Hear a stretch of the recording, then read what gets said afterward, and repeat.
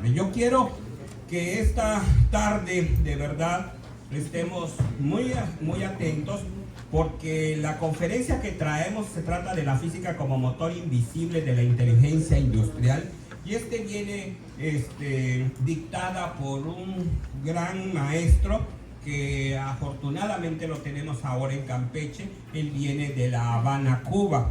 Él es el doctor Henry Curbelo Sosa, licenciado en educación, especialidad en física electrónica, máster en ciencias de la educación, mención educación preuniversitaria, máster en educación superior, mención docencia universitaria, doctorado en educación, profesor de tiempo completo en la Universidad Mundo Maya, Campus Campeche, México, docente con 24 años de experiencia en la enseñanza media y superior, con ejercicio docente e investigativo en la Universidad Central de Marta Abreu en la Villa Cuba y en la Universidad Mundo Maya, Campus Campeche, México. Ha participado como ponente en varios eventos científicos internacionales, es autor y coautor de artículos científicos y libros publicados en editoriales arbitradas, miembro de la Asociación Latinoamericana de Investigación en Educación en Ciencias y miembro también de la Red Internacional de Trabajo Intersectorial y de Desarrollo Sostenible. De verdad, yo quiero que esta tarde, quiero que reciban con un fuerte aplauso al doctor Henry Curbelo Sosa y la conferencia La física como motor invisible de la inteligencia industrial. Bienvenidos.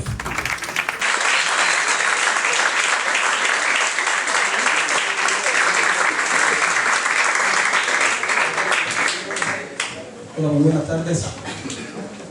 Esperamos unos minutos que lleguen las autoridades. ¿Sí?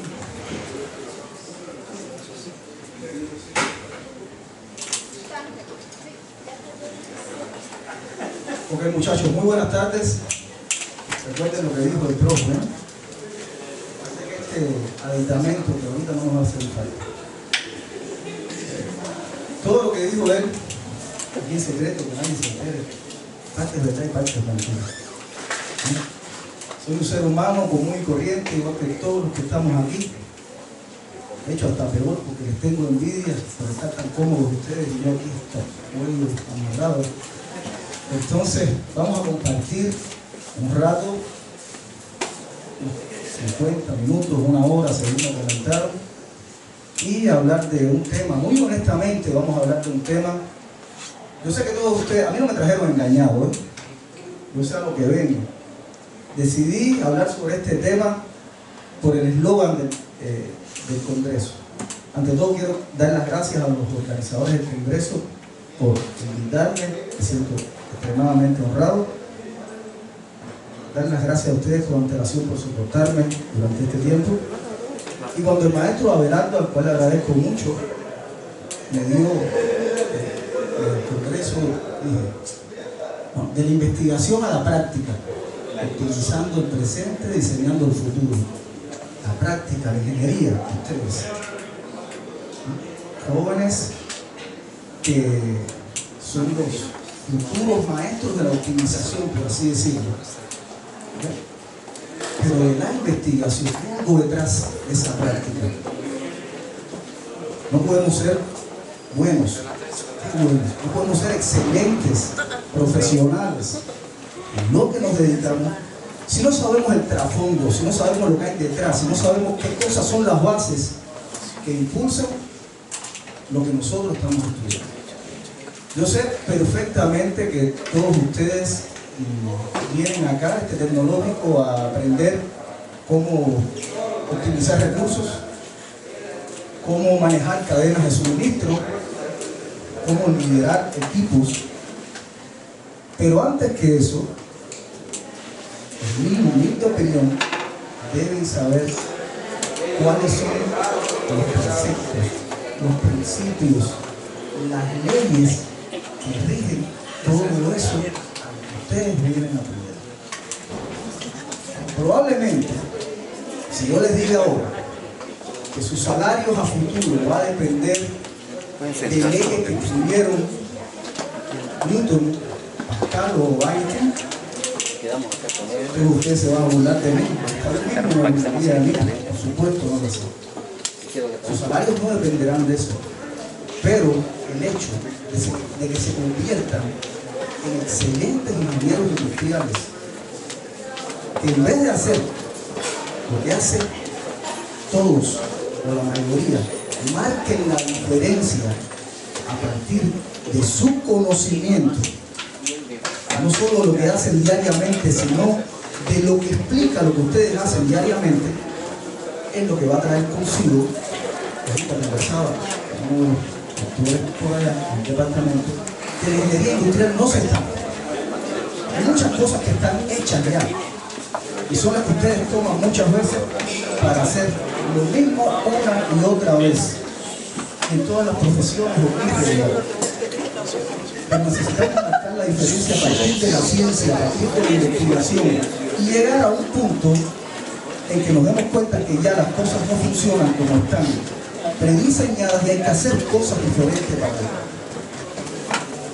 Todo esto de lo que les estoy hablando no es más que un motor invisible, que no solo la física, vengo a hablar de la física ahora, están las matemáticas, están otras ciencias que son muchos motores invisibles de la ingeniería industrial. En este caso hablaremos específicamente de la física.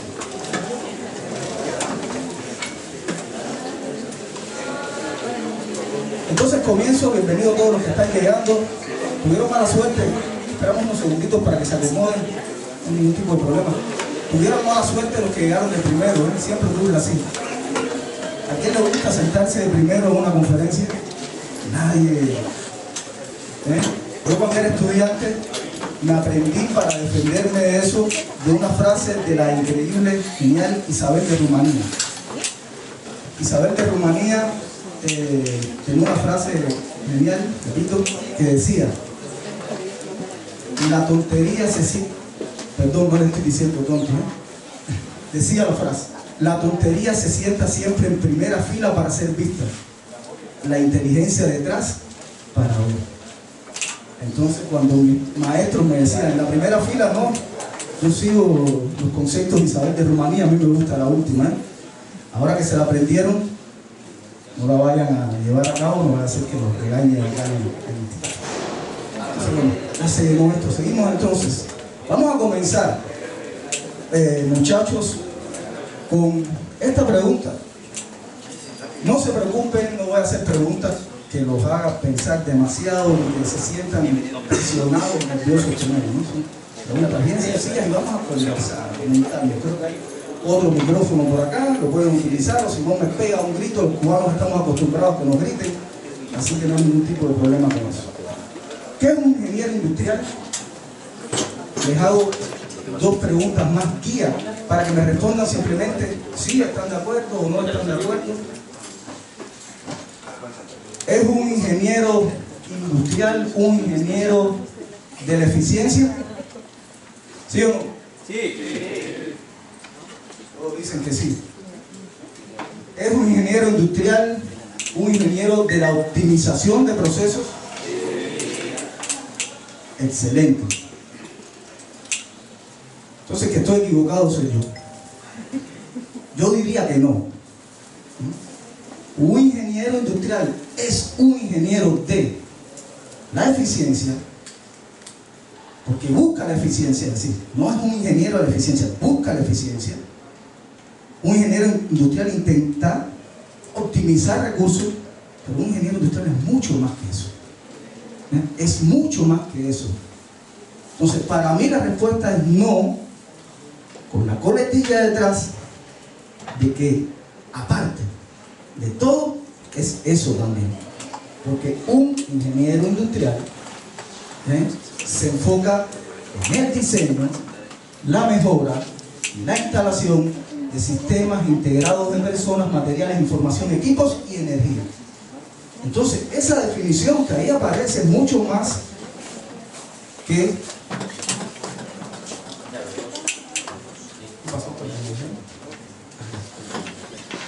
es mucho más que un ingeniero de la eficiencia o un ingeniero optimiza procesos. Porque un ingeniero industrial no construye puentes como un ingeniero civil. Un ingeniero industrial, perdón, pasó eso sin querer. Ahí está. No diseña circuitos eléctricos como un ingeniero eléctrico. Pero un ingeniero industrial hace mucho más. Diseña de la forma más eficiente todos los puentes, los recursos, los circuitos, todas las cuestiones para que no haya desperdicio de ninguna manera, para que haya una optimización total. Dicho sea de paso, conversaba con el maestro Belardo ahorita sobre a veces los ingenieros industriales que son de todo, no se dedican a nada, no, ustedes son el colofón de todo este proceso. Pero hay algo, que es esa diapositiva que se nos pasó ahí en constelación. Exacto. Hay una gran revelación. Esta gran revelación, por supuesto, no son los tres señores que le mencioné ahorita, no es el hecho de que sea Newton, Pascal o Einstein. No es el hecho de que un ingeniero industrial tenga que ser, asexual, como se decía que era Newton. Un ingeniero industrial no tiene que tener fobia a bañarse como Pascal. Un ingeniero industrial no tiene que ser bígamo como Einstein. No. Ni siquiera tiene que ser un genio como ellos tres. Pero un ingeniero industrial, obligatoriamente, aunque su maestro de investigación de operaciones, de economía, de otro, nunca se lo haya dicho, debe conocer de física. Debe conocer de física no como una materia más, que como dijera el gran poeta cubano radicado en México, fallecido aquí, José Ángel Buesa, no puede ser una materia que pasa por su vida sin saber qué pasó. No. Tiene que ser no una asignatura más, sino aquella que a partir de su definición, aquella que como ciencia fundamental, la física, estudia la materia que necesitan ustedes estudiar en la ingeniería civil, que estudia la energía que necesitan estudiarla ustedes en ingeniería civil, que estudia la relación entre ambas y que además tiene un conjunto de leyes, de principios que explican los fenómenos naturales que son inmutables y que rigen el universo. A partir de ahí, conociendo la física, es que ustedes, como ingenieros industriales, pueden darse cuenta de que la física nos da el por qué ocurren las cosas y por qué un ingeniero industrial toma las decisiones. Entonces, la física sería ¿qué? El por qué, y la ingeniería industrial sería el cómo.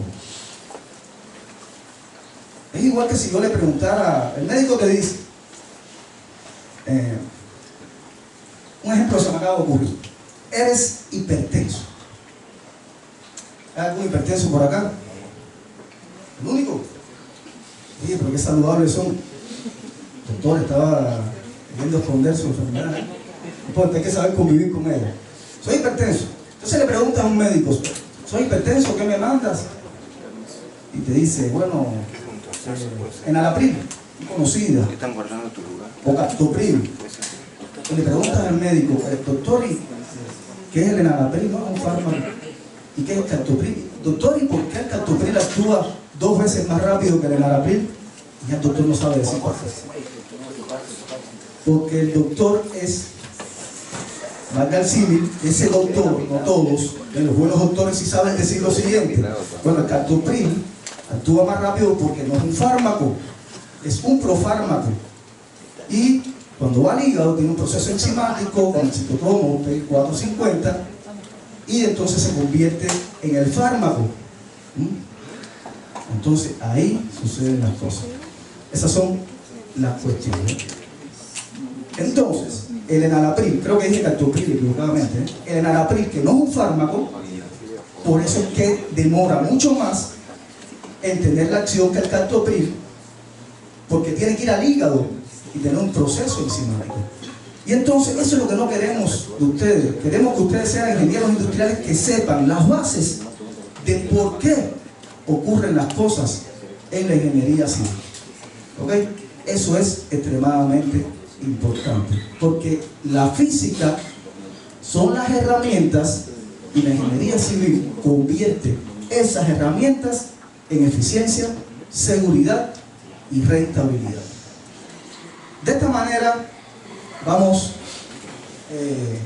bueno, importantísimo esto, se me quedaba, para que no se sientan de que los civiles, los eléctricos, los sistemas, los económicos, olvídense de todos ellos. Los ingenieros industriales son los únicos que aplican las leyes de la física, no a un solo proceso, servicio o producto, sino que a todo, a un sistema operativo completo. Es muy importante sentirse orgulloso de la profesión que ustedes estudian a partir de eso. Y entonces quiero ahorita hacer una pregunta. ¿Cuánto pasa? Creo que las chicas estaban que me dijeron que apuntar. No está grabando. ¿Allá? Bueno, estamos en horario ya de almuerzo, ¿no? ¿Tienen hambre? Sí. Bueno, ahorita me quito. Entonces, vamos con un interrogante. Es sabrosa la pizza. Parece un interrogante trivial y que muchas veces quizás se han hecho. Y vamos a ver. La pregunta es, quiero que me respondan, ¿por qué si las pizzas son redondas vienen en cajas cuadradas? Vamos. Vamos, que no se queden callados, aquí no se va a evaluar a nadie, y no me digan que no, porque sé que a los mexicanos les encanta hablar, ¿eh? Díganme ustedes. Por el tema de transporte, excelente. ¿Alguien más? ¿Por acá? ¿Por qué es? Porque es más fácil empaquetar. Porque es más fácil empaquetar. Si una caja cuadrada también se empaqueta rápido. Es más fácil manufacturar la caja. Excelente. ¿Alguien más? Fabricación. Son ingenieros industriales, tienen que ser tacaños, recursos, gastan menos, todo eso, ¿no? A ver, por allá. Requieres menos productos para fabricarse y es más fácil de comer. La caja te la vas a comer. No, me refiero a la pizza. Ah, no, estamos hablando de la caja cuadrada. No, si empiezan a vender pizza que se toma la caja también, ahí sí. Ahí sí lo hacemos, ¿eh? Genial. Ok. Bueno, la respuesta, muchachos, es multifactorial. Todo lo que han dicho, ¿está bien? Ahí está la respuesta completa, ¿eh? Las cajas cuadradas son más fáciles de fabricar. Con un solo pedazo de cartón hacemos la caja. Si las hacemos redondas, hay que pintar el cartón, ¿eh? Eso es física, es matemática y es ingeniería industrial. Eso reduce costos, minimiza el desperdicio de material y además son mucho más fáciles de almacenar y transportar al ocupar menos espacio. Al ocupar menos espacio. ¿No es ingeniería industrial esto? ¿Sí o no? Pero ahora le voy a hacer la otra. Vamos a girársela al revés. Esta no se la hace tanta gente, pero también. ¿Por qué? Si ya las cajas son cuadradas, entonces las pizzas son redondas. Estamos llegando a lo de la gallina y el huevo. ¿Quién nació primero, la gallina o el huevo? Bueno, ya sabemos por qué las cajas son cuadradas. Y entonces, si ya las cajas son cuadradas, ¿por qué las pizzas son redondas? ¿Qué me dice?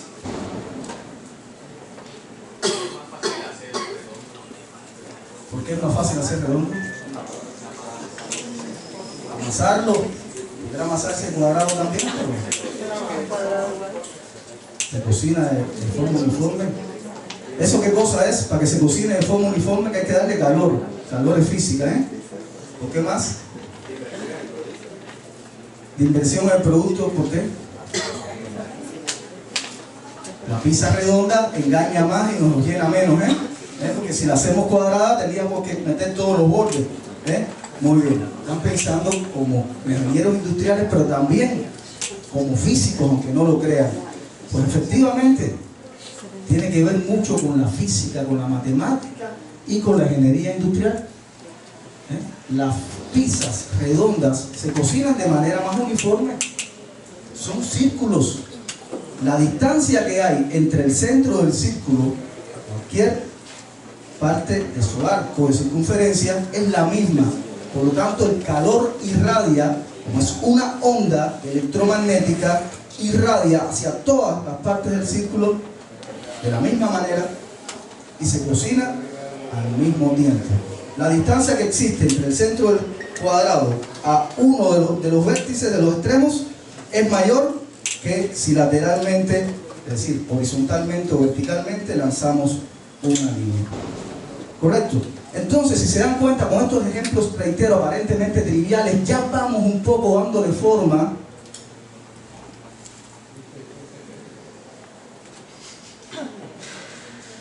la pregunta que le hice. Amigo, ¿me vas a responder? Ok, no pasa nada. Entonces, ya aparentemente con estas preguntas triviales le vamos a ir dando forma a la relación indisoluble que existe entre la física y la ingeniería industrial. Y le traigo otra pregunta más, un poquito más profunda. Vamos a ver. Otra interrogante. Eso es un teatro, ¿no es así? Sí, no, teatro. Bueno, ¿por qué? Generalmente, esto es ingeniería industrial también, ¿por qué generalmente las butacas de los teatros y los cines son rojas?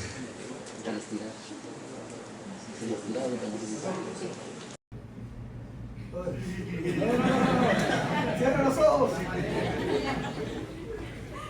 A ver, de verdad, ¿quién lo sabía? A ver. Díganme, así, en su conocimiento previo, no el que ya tienen ya, pues. Me copiaron ahí. ¿Sí sabían que era por algo eso? El rojo es un color bonito cuando uno entra al teatro, ¿no es así? Pero desde que se empezaron a hacer, ahí está, desde que se empezaron, es que no están, no sé qué pasó, que no cambiaron las otras. Ah, ya, gracias. Es por el efecto Purkinje. Es un efecto físico, una ley física que tiene que ver con la óptica. Esta ley física tiene que ver con el cambio de sensibilidad máxima del ojo humano cuando está en visión diurna, máxima visión diurna o fotópica, a cuando está en visión nocturna o visión escotópica. El ojo humano puede ver a partir de conos y bastones. Los conos son los responsables de la visión diurna, los bastones de la visión nocturna. Los conos ven todos los colores vivos, los bastones solo ven gris. ¿Qué ocurre? En la noche o en la oscuridad, los conos dejan de ver correctamente, por así decirlo, dejan de trabajar correctamente, y entonces los colores cálidos o que se reflejan a largas longitudes de onda, como el rojo, entonces prácticamente se ven negros. ¿Por qué estos que andan por la noche en moto o por ahí siempre las rayas que tienen son de esos colores verdes, amarillos? Porque son los colores que esos conos, que son los que dominan la visión diurna, son los que ven con más facilidad. Y por eso entonces, está la otra parte de la explicación, porque esto por supuesto se lo voy a dejar. Lo que ocurre es que esos conos, al no trabajar bien en la noche, entonces prácticamente el rojo no lo ven, no lo logran ver, y lo que se ve es negro. ¿Para qué? Ingenierilmente hablando, en cuanto a ingeniería industrial, para que las personas cuando estén en el cine, ¿qué ocurra? Esto es ergonomía visual. Tiene que ver directamente con la ergonomía visual. Las personas puedan fijarse mejor en la pantalla, en la obra de teatro, no se desvirtúen con otras cuestiones, a no ser que el de al lado o el de adelante ha venido con el novio o con la novia, estén en otras cosas, entonces sí los desvirtúa, pero si no ocurre nada de eso, entonces la gente se dedica porque no pierde la visión periférica en otros objetos coloridos. Y luego cuando se encienden las luces, en vez de ser horrendamente negras, las sillas son hermosamente rojas. Por eso es que ocurre. Y es una combinación, reitero, indisoluble entre la física y la ingeniería industrial. ¿Ok? Hasta aquí, más o menos vamos comprendiendo. ¿Estamos ahí? Perfecto. Entonces, por supuesto, hay millones de ejemplos, como ese chiste que les traigo. Ahí no son millones. Se va a tirar pi, 3.14, 15, 9. Se va a tirar una selfie con todos sus hijitos, es decir, con todos sus decimales, pero son infinitos. De hecho, hemos descubierto, no, ojalá hubiera descubierto. Se han descubierto alrededor de 10 millones y todavía no se pueden descubrir más, porque son infinitos. Entonces dicen, no creo que salgan todos. Claro que no, si son infinitos, ¿cómo van a salir todos?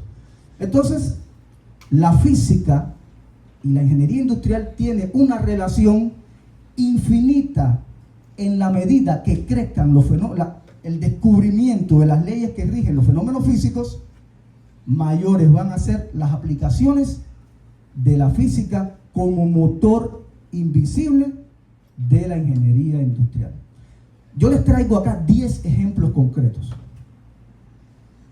Vamos a tocar algunos, no todos, y yo voy a dejar las diapositivas acá para que, ya en esta para que ustedes puedan checarla después, no pasa nada. Yo cuando hago un material, el material cuando yo lo presento automáticamente ya deja de ser mío y es de todas las personas que están recibiéndolo. Perfecto. El primer ejemplo, lo vamos a hacer a través de esta dinámica. Primeramente, ¿cuál es el reto? ¿Qué es lo que queremos hacer? ¿Qué tiene que ver esto con la física? Y por último, ¿cuál es su implicación en la ingeniería industrial? Supongamos que queremos mover en una estera 500 toneladas de producto por hora con un mínimo de energía, es decir, gastando lo menos. ¿Qué tenemos que saber para lograr eso?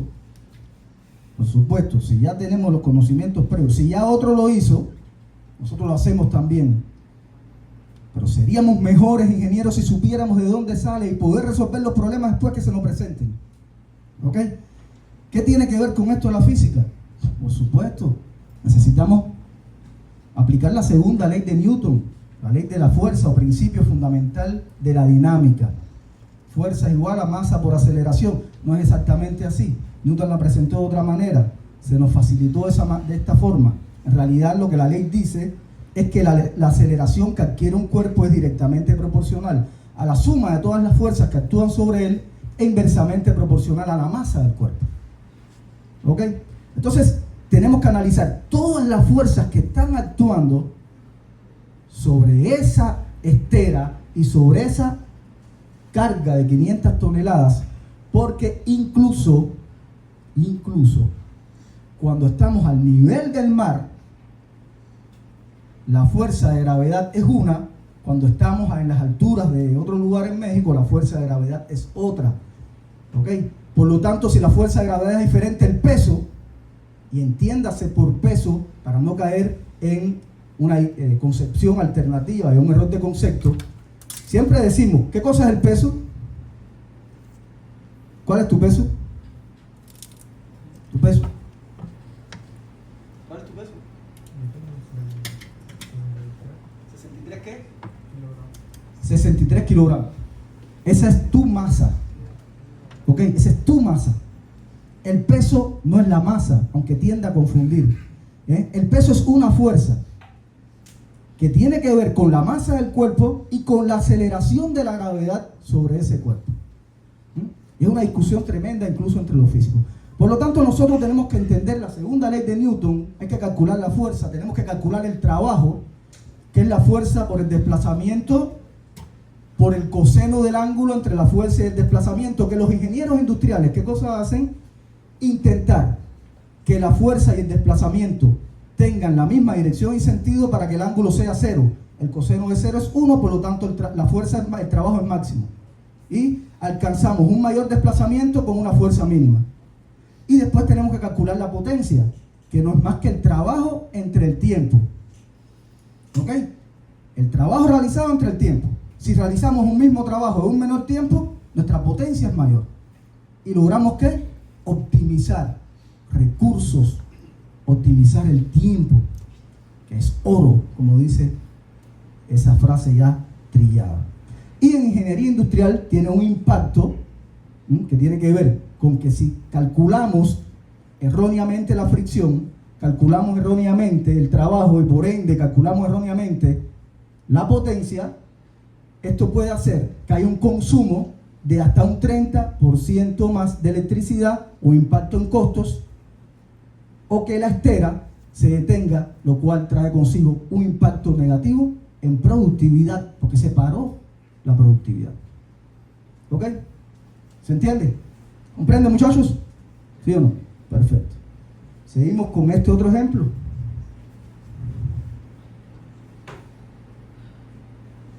Ergonomía. La ergonomía no es más que estática y biomecánica. Y la biomecánica no es más que la parte de la física, aunque diga bio primero, no, la biomecánica es física aplicada a la biología del cuerpo, no solo humano, sino cualquiera. Entonces, la ergonomía es esto. Vamos a ver, ¿cuál es el reto de este ejercicio ahorita? Diseñar un puesto de trabajo donde levantar una caja no cause una lesión de por vida. ¿Ok? Queremos que nuestros trabajadores no se lesionen por muchísimas razones. Si nosotros, por ejemplo, aquí se aplica la física, la estática, es decir, el equilibrio de fuerzas y de torques, lo cual físicamente hablando es los dos principios del equilibrio traslacional, la sumatoria de todas las fuerzas que actúan sobre un cuerpo tiene que ser cero, y equilibrio rotacional, la sumatoria de todos los torques tiene que ser cero. Entonces, si nosotros físicamente hacemos eso, pero no hacemos un análisis correcto de lo que está ocurriendo, y vamos a levantar una caja de 10 kilogramos de masa, no de peso, de masa, con los brazos extendidos, la palanca de este torque es mucho mayor que si tenemos los brazos recogidos, ¿no es así? Si lo tenemos aquí la caja. Si tenemos los brazos extendidos, el torque, que no es más que la fuerza por el brazo de la palanca, aumenta. Y esto puede traer consigo un aumento de hasta 10 veces en la masa aparente, ¿correcto? No sería en la masa real, sigue siendo 10, ¿no? Sino en el peso que esa carga ejerce sobre nuestros brazos, por ende sobre nuestro organismo, específicamente sobre nuestra columna, más específicamente sobre la interacción de las vértebras L5 y S1, es decir, la última lumbar y la primera sacro, y puede provocar graves lesiones. Lesiones que en ingeniería industrial ustedes pueden prevenir, pueden reducir, pueden hacer que se eleve la productividad, que no haya ausentismo, que las personas no se enfermen, pero no por una decisión administrativa, o quizás sí, quizás fue al final por una decisión administrativa. ¿Pero por qué se tomó esa decisión administrativa? Por un cálculo preciso de torque, es decir, por el cumplimiento de una ley física. ¿Correcto? Seguimos.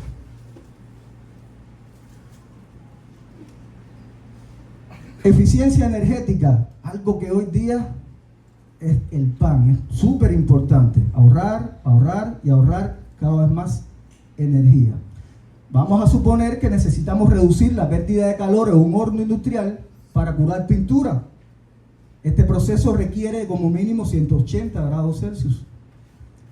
Tenemos que entender que físicamente hablando aquí, viene así, de cajón, la termodinámica. Específicamente, la primera ley de la termodinámica, que es un enunciado, por así decirlo, de la ley de conservación de la energía, Y la primera ley de la termodinámica nos dice que el calor que entra o sale a cualquier sistema termodinámico, y un horno es un sistema termodinámico que puede estar abierto, cerrado o aislado, la cantidad de calor que entra o sale a ese horno, a ese sistema termodinámico, va a ser igual a la variación de la energía interna, que tiene que ver con la temperatura. Si aumenta la temperatura, aumenta la energía interna; si disminuye la temperatura, disminuye la energía interna. Y, es decir, más el trabajo que el ambiente realiza sobre nuestro horno, nuestro sistema termodinámico, o el trabajo que el horno realiza sobre el ambiente, es decir, el trabajo que se hace o se recibe. Y también con la conducción del calor. ¿Por qué? Porque el coeficiente de conductividad térmica, es el que se utiliza para poder lograr, es decir, mientras menos conductor térmicamente hablando, es decir, mientras más aislante sea un material, ese es el que utilizamos para fabricar, para recubrir nuestros hornos. Entonces tendríamos que hacer que buscar un material más aislante.